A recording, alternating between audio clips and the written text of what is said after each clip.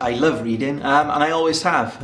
As a boy growing up in the South Wales valleys, it was never the most popular of things to do, but I always had a book in my bag at school. And I can always remember my mum taking us to the library after school when I was in primary school, and it was one of my most favourite things. I always used to look forward to it because you could get lost in the library in that little corner of the books and just have some quiet. And I always made sure I took my full allocation home, because I used to read book after book after book, whether that was comics as well as prose when I was younger.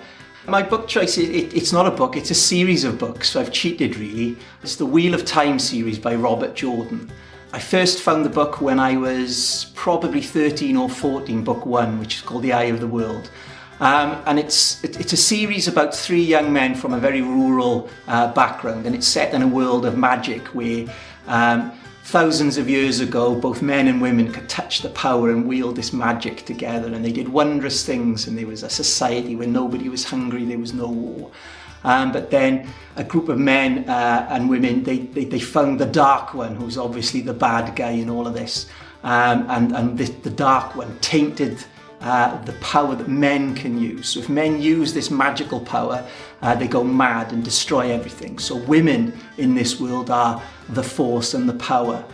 The main character turns out to be somebody called Rand, and Rand has a rather complicated backstory, as often the heroes do.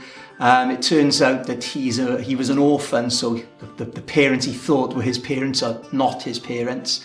And as he comes along, he has to come to terms with the fact that he can touch this power, which may end up driving him mad.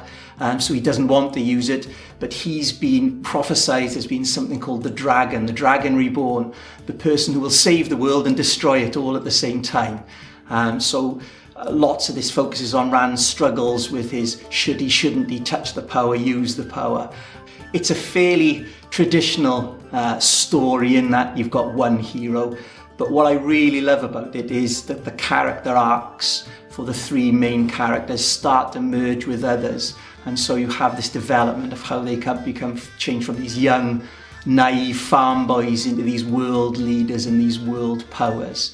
And it's very much in the Tolkien envelope, in that there is a whole world that you can use that has been built with languages and maps, and I love maps in books. I look at maps over and over again in these books. So it's a thoroughly good read. It's long, there's lots of it, but it's such a rich body of work that I go back and I think I've read the 15 books 3 times at least, from start to finish, and so that's my little sanctuary reading all the way through.